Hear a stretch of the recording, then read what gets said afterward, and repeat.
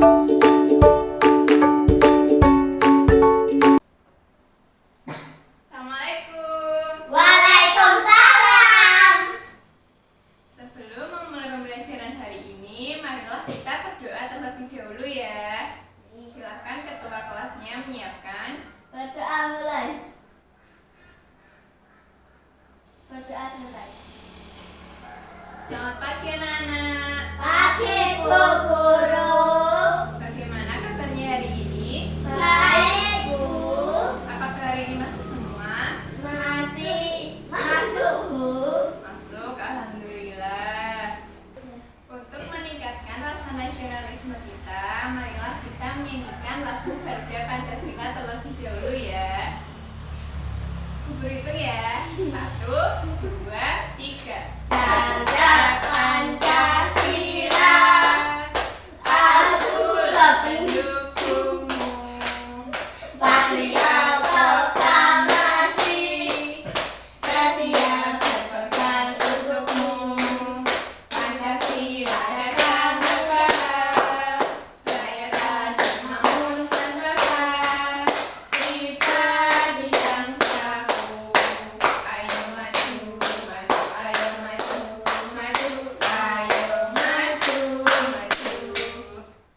Nah, apakah kalian pernah mendengar ucapan gantungkan cita-citamu setinggi langit? Pernah Bu? Apakah kalian tahu apa maksudnya? Tidak Bu. Jadi kalimat itu mengajak kita agar berusaha sekuat tenaga mencapai cita-cita. Artinya, kita harus selalu bersemangat dan tidak mudah menyerah. Nah, coba sekarang ibu tanya, kalian pasti punya cita-cita kan? Coba cita-citanya Naila mau jadi apa? Menjadi guru Bu. Bagus sekali cita-citanya, semoga tercapai ya.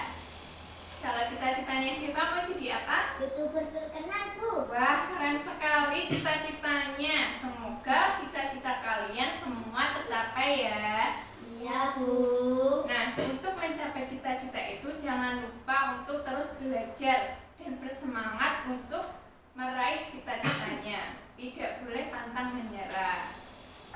Nah, hari ini kita akan belajar tentang cita-citaku. Nah, ibu punya sebuah cerita. Kalian dengarkan ya. Iya Bu. Benny berjalan beriringan dengan Made. Made tertarik dengan sebuah gulungan koran anak yang dibawa Benny.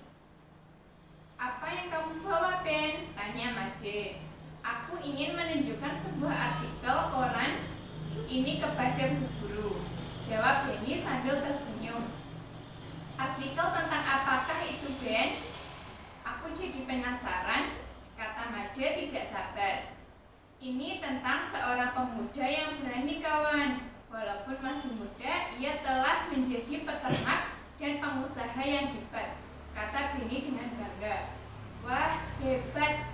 Bolehkah aku membacanya sekarang? Pinta Made tidak sabar. Hanya untuk kawanku, kau boleh membacanya sekarang sebelum aku memberikannya kepada Bu Guru, jawab Benny sambil mengulurkan gulungan koran anak tersebut kepada Benny. Nah, apakah kalian juga ingin membaca artikelnya? Iya Bu. Nah, itu sekarang bagikan ya. Ini adalah isi artikelnya, gulungan yang tadi di bawah Benny. Nah, isinya kita baca ya. Judulnya adalah Peternak Muda dari Malang. Menjadi pengusaha di usia muda mungkin bukan tujuannya.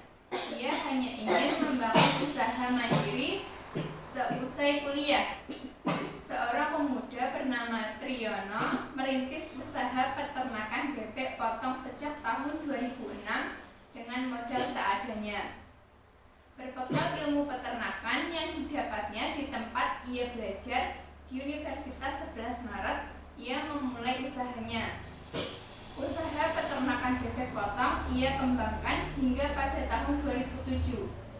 Ia mendapat inspirasi baru ketika melihat hewan-hewan kurban. Ia berpikir untuk mulai membangun sebuah peternakan sendiri. Untuk mendapat dana, ia membentuk sebuah kelompok bersama dan mengumpulkan dana dari teman-teman semasa kuliah. Nah, coba dilanjutkan, Naila. Setahun kemudian, Riono berhasil memiliki sebuah lahan. Meski lahan itu tak terlalu besar, ia dapat membangun beberapa kandang untuk memulai berternak dan sapi. Setelah usaha berjalan, setelah berikutnya ia mengembangkan usahanya untuk membangun peternakan dan pemotongan ayam. Usaha Riono kian membesar. Kini ia memiliki usaha ternak ayam, bebek, sapi, berikut pemotongnya. Ia pun mengolah limbah peternakannya untuk dijadikan pupuk. Meskipun kini usahanya kian membesar, ia tidak tetap puas. Ia bermimpi bisa memenuhi pasokan daging sapi di Jakarta yang saat ini masih impor dari luar negeri. Apakah kalian tahu maksud dari cerita ini? Tidak, Bu. Nah, jadi cerita ini menceritakan tentang pengusaha muda yang baru saja lulus kuliah dan dia sangat bekerja keras untuk mendirikan sebuah peternakan. Nah, karena kerja kerasnya itu awalnya ia hanya mempunyai peternakan bebek. Karena kerja kerasnya dia mempunyai peternakan bebek, ayam, sapi, dan bahkan mempunyai usaha pemotongannya sendiri. Nah, kalian tadi kan sudah membaca cerita peternak muda dari Malang. Nah, sekarang coba dikerjakan soalnya. Dikerjakan dulu soalnya ya. Sambil membaca ceritanya lagi, kalau lupa dibaca dulu. Dikerjakan, kalau lupa bisa dibaca lagi ceritanya. Apa ada yang kesusahan? Tidak, Bu.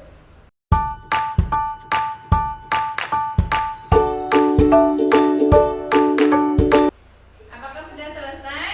Sudah. Sudah. Nah, coba dibacakan nomor 1, Naila. 1. Siapakah Riono? Riono adalah pengusaha muda dari Malang yang mulai usaha sejak lulus kuliah. Ya, betul sekali jawabannya. Terus nomor 2. 2. Apa saja yang telah dilakukannya untuk menjadi pengusaha? Usaha yang dilakukan Riono untuk menjadi pengusaha adalah membangun usaha peternakan bebek. Kemudian berkembang ke usaha ternak ayam, bebek, sapi, berikut pemotongannya. Ya, betul sekali jawabannya. Naila, jawabannya betul ya. Nah, coba sekarang nomor 3, Deva, dilanjutkan. 3. Kendala apa saja yang dihadapinya? Kendala yang dialami Riono adalah modal dan lahan yang kurang. Ya, betul. Lanjut nomor 4. Apakah mimpinya? Mimpinya Riono adalah bisa memiliki pasokan daging sapi Jakarta yang saat ini masih impor dari luar negeri. Iya, betul sekali jawabannya Deva. Dua-duanya juga betul. Nah, berarti kalian sudah memahami ya tentang cerita ini. Ceritanya peternak muda dari Malang. Bagus sekali kalian. Tepuk tangan dulu dong untuk semuanya. Nah, jadi beternak merupakan kegiatan mengembangbiakan hewan ternak untuk memenuhi kebutuhan manusia. Hewan ternak adalah hewan yang dipelihara manusia untuk memenuhi kebutuhan manusia.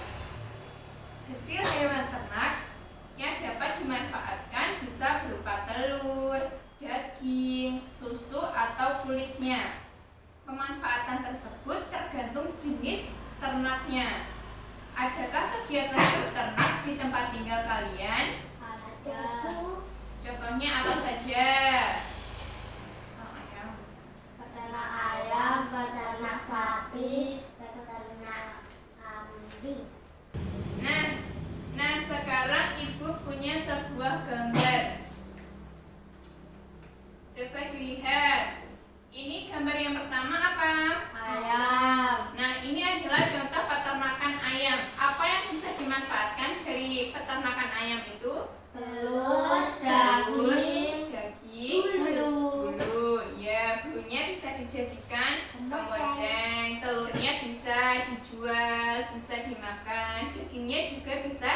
dijual atau dimakan. Yang kedua ini gambar apa? Sapi. Ini adalah contoh peternakan sapi. Apa yang bisa dimanfaatkan dari sapi itu? Susu, daging. Nah, susunya bisa dijual juga, bisa jadi susu murni, dan dagingnya bisa dimakan, bisa juga dijual.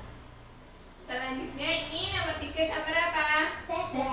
Bebek. Apa yang bisa dimanfaatkan dari peternakan bebek? Telur, terus daging.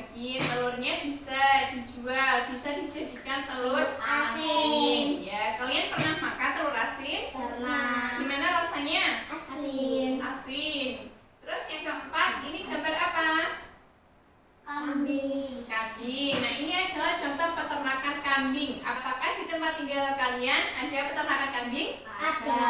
Nah, apa yang bisa dimanfaatkan dari peternakan kambing itu?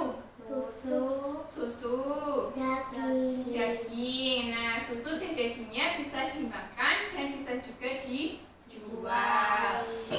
Nah, selanjutnya hewan-hewan tersebut dipelihara oleh manusia dan dimanfaatkan manusia sesuai dengan tujuannya. Para peternak berusaha agar hasil peternakannya memiliki kualitas yang baik. Nah, keahlian apa saja yang dibutuhkan agar usaha peternakan dapat menghasilkan hewan ternak yang berkualitas? Apakah kalian tahu? Tidak, Bu. Nah, keahlian apa saja ya? Contohnya, keahlian merawat ternak, keahlian memperhatikan kualitas pakan ternaknya. Jadi, makanannya harus dijaga dengan baik agar ternaknya sehat. Ada keahlian dalam membersihkan kandang. Nah, keahlian membersihkan kandang itu kita harus menjaga kandangnya agar tetap bersih. Jadi kalau bersih, nanti ternaknya juga sehat, terhindar dari bakteri, penyakit. Nah, ada juga mengetahui kesehatan hewan ternak. Kita juga harus mengetahui apakah hewan ternak yang kita miliki itu sehat atau tidak. Jadi kalau tidak, kita bisa contohnya mungkin disuntik ya. Kalau di sini biasanya kalau ada hewan yang sakit dipanggilkan dokter. Terus biasanya disuntik. Nah, ada lagi selain beternak, kegiatan pertanian merupakan kegiatan yang paling banyak dilakukan masyarakat Indonesia. Sebagai negara agraris, Indonesia memiliki lingkungan alam yang mendukung tumbuhnya aneka jenis tanaman pertanian.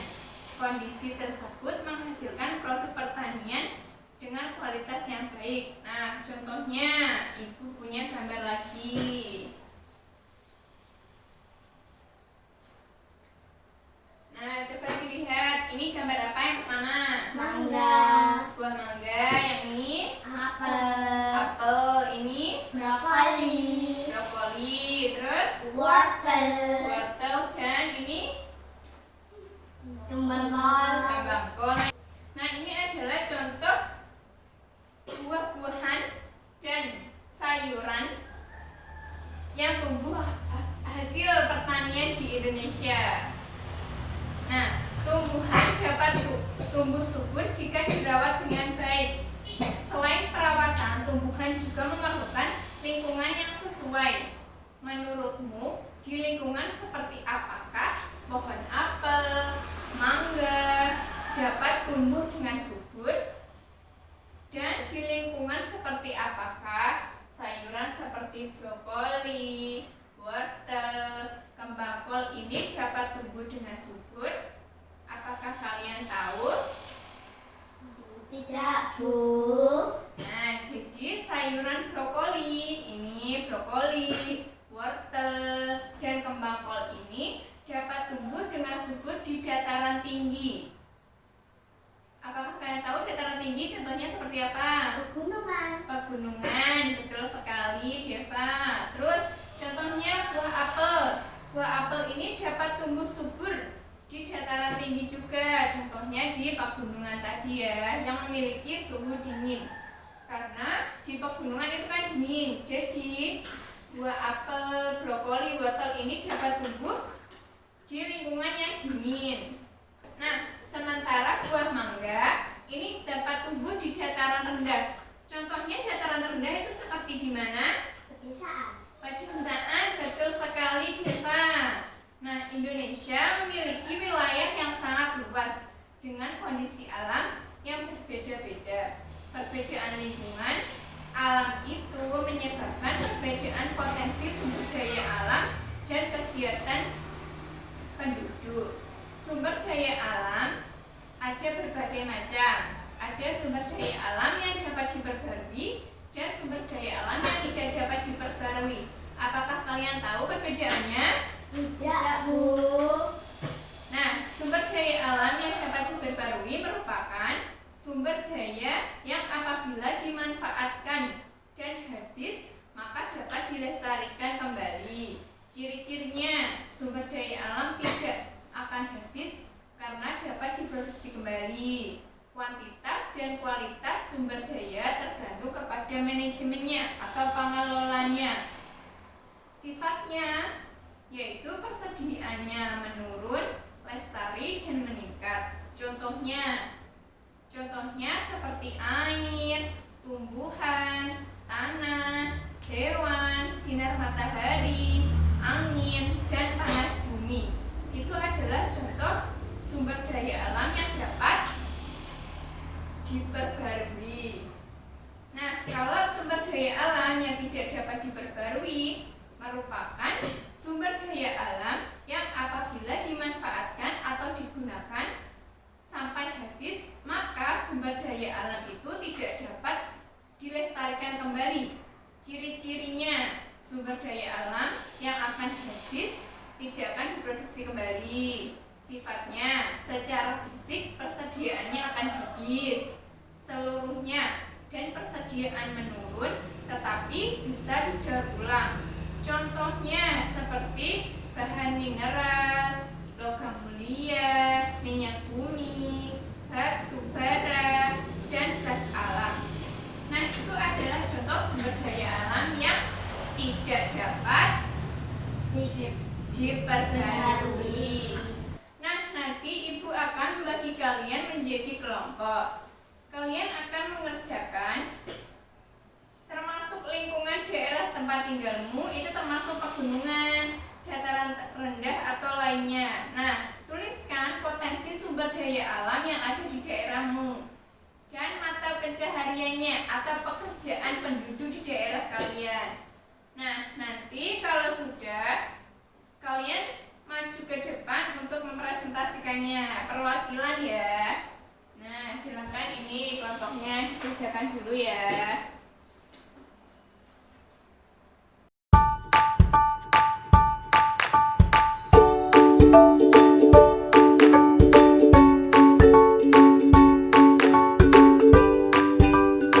Apakah sudah selesai? Sudah, Bu. Nah, coba maju ke depan untuk mempresentasikannya. Silakan. Lingkungan daerah tempat tinggal, dataran rendah. Potensi sumber daya, padi, jagung, kedelai, peternakan, mata pencarian atau pekerjaan penduduk, petani, guru tani, pedagang. Lingkungan daerah tempat tinggal, pantai, potensi sumber daya, ikan, rumput laut, garam, mata pencarian atau pekerjaan penduduk, petani garam, nelayan, pedagang ikan. Apakah potensi sumber daya alam yang ada di daerahmu sesuai dengan lingkungannya? Potensi sumber daya alam di daerah saya sudah sesuai dengan lingkungannya. Apakah mata pencarian atau pekerjaan penduduk sekitarmu sesuai dengan lingkungannya? Mata pencarian penduduk di sekitar tempat tinggal saya sesuai dengan lingkungannya. Bagus, terima kasih. Bagus sekali kelompoknya Naila. Tepuk tangan dulu dong untuk Naila. Nah, bagus sekali tadi yang disampaikan oleh kelompoknya Naila. Sangat jelas ya sumber dayanya. Nah, tadi contohnya dataran rendah dan pantai. Penyampaiannya juga bagus ada sumber dayanya juga cocok di lingkungannya. Bagus sekali, tepuk tangan lagi untuk pelapornya. Kalian tadi sudah mengenal atau mengetahui keragaman sumber daya lingkungan, pekerjaan, dan cita-cita yang ada di Indonesia. Nah, kini kalian tahu bahwa keragaman itu membuat hidup kalian semakin berwarna. Keindahan keragaman dituangkan dalam sebuah puisi. Nah, apakah kalian tahu apa itu puisi? Tidak, Bu. Nah, puisi adalah karangan teks yang mengungkapkan pikiran dan perasaan penyairnya dengan mengutamakan keindahan kata-kata. Jadi, dalam puisi kita dapat menyampaikan rasa kerinduan, kegelisahan, atau pengagungan yang kamu ungkapkan dalam bahasa yang indah. Ciri-ciri puisi. Apakah kalian tahu ciri-cirinya? Tidak, Bu. Nah, puisi terdiri dari beberapa bait. Umumnya setiap bait terdiri dari 4 baris atau larik. Puisi akan menggunakan diksi atau kata-kata yang bersifat kiasan untuk memperindah bunyi. Contoh penggunaan kata pada puisi contohnya seperti wahai rembulan yang bundar, jenguklah jendela kekasihku. Nah, itu adalah contoh penggunaan dari kiasan.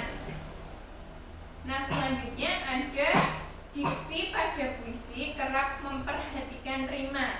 Rima adalah pengulangan bunyi baik dalam baris atau larik atau akhir saja. Rima bisa berbunyi contohnya seperti a,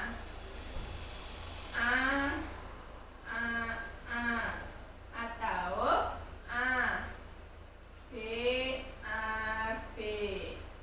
Nah, ini adalah contohnya rima a atau a, b. Contoh dari puisinya.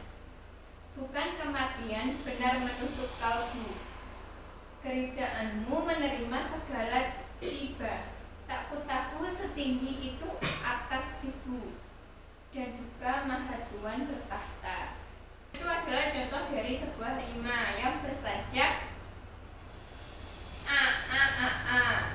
Nah, ciri-cirinya selanjutnya yaitu puisi biasanya menggunakan majas atau peribahasa.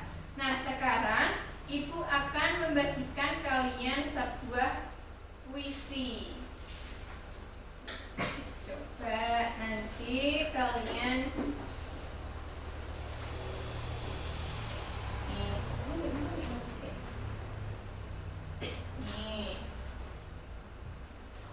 Nah, coba sekarang Ibu bacakan ya.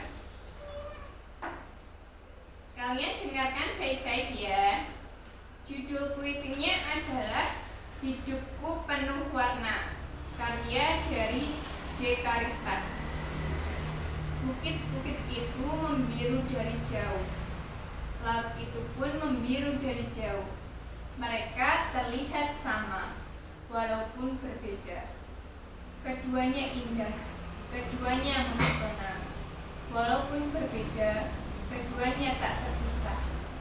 Aku, kamu, dan kalian, cita-cita kita mungkin berbeda.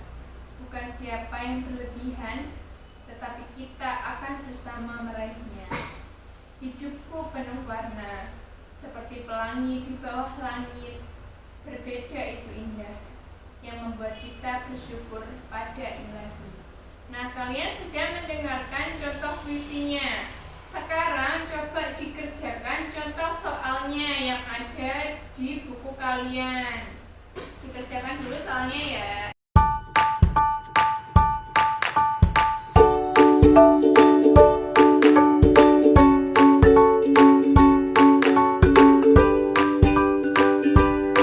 Nah, apakah sudah selesai?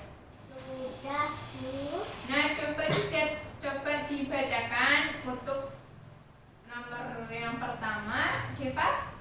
Apa judul puisi tersebut? Siapa pengarangnya? Judul puisi tersebut adalah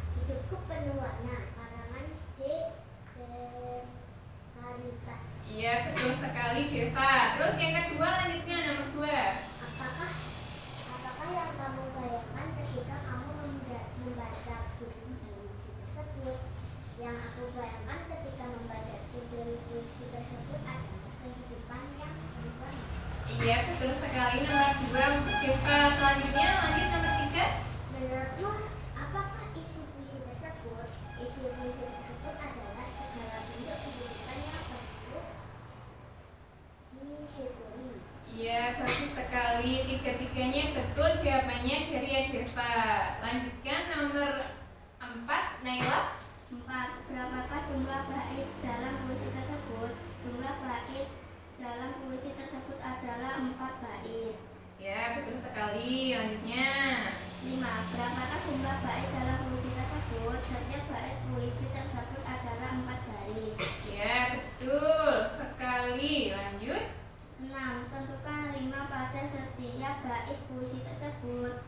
Bait pertama A A B B, bait kedua A A A A, bait ketiga A A A A, bait keempat A B A B. Iya, betul sekali Naila. Jadi jawabannya punyanya Naila dan punyanya Deva betul semua ya. Bagus sekali. Berarti kalian paham tentang isi puisi ini. Tepuk tangan dulu dong untuk semuanya. Tadi kan kalian sudah belajar tentang membaca puisi ya. Kalian sudah belajar tentang puisi. Sekarang ibu akan memberikan kalian PR atau tugas rumah. Tugas rumahnya yaitu membuat sebuah puisi karya kalian sendiri. Terserah judulnya apa. Nah, nanti puisinya terdiri dari 3 bait ya. Membuat puisi karangannya sendiri terdiri dari 3 bait. Nah, besok jangan lupa dikumpulkan. Besok kalian maju ke depan untuk membacakan hasil karya puisi kalian. Jangan lupa dikerjakan PR-nya ya. Ya, Bu. Sebelum mengakhiri pembelajaran kita hari ini, apa saja yang kita pelajari tadi? Coba. Membuat laporan sumber daya alam, lingkungan, dan pekerjaan di lingkungan sekitar. Ya, terus. Mengetahui macam-macam cita-cita. Ya, apalagi? Membaca puisi. Ya, nah tadi kita sudah mempelajari macam-macam sumber daya alam di lingkungan sekitar. Contohnya pemanfaatan hewan, peternakan hewan, dan sayur-sayuran yang ada di Indonesia, cara perawatannya. Nah, tadi juga kita sudah belajar mengetahui macam-macam cita-cita. Contohnya cita-citanya Naila tadi mau jadi guru. Cita-citanya Deva mau jadi YouTuber yang terkenal. Bagus sekali cita-citanya. Nah, tadi juga kita sudah belajar tentang membaca puisi. Contohnya tadi sudah guru bacakan ya. Kalian juga sudah mengerjakan soalnya. Nah, dan kalian juga sudah mengetahui ciri-ciri puisinya. Tadi terdiri dari ada beberapa bait, ada menggunakan diksi, dan juga menggunakan rima yang berbunyi. Contohnya A A A A. Dan ada juga yang A B A B. ABAB. Nah, dan juga menggunakan majas atau peribahasa. Nah, jangan lupa nanti PR-nya dikerjakan loh ya. Ya, Bu. Nah, bagaimana pembelajaran kita hari ini? Menyenangkan. Nah, bagian mana yang paling kalian sukai? Cita-cita. Bahas cita-cita. Berdiskusi. Ya, terima kasih ya untuk hari ini. Sebelum mengakhiri pembelajaran kita, marilah kita berdoa terlebih dahulu. Silakan ketua kelasnya untuk memimpin doa. Berdoa mulai. Berdoa selesai. Jangan lupa PR-nya dikerjakan ya. Besok Ya, Bu. dikumpulkan. Sekian pembelajaran kita hari ini. Selamat siang anak.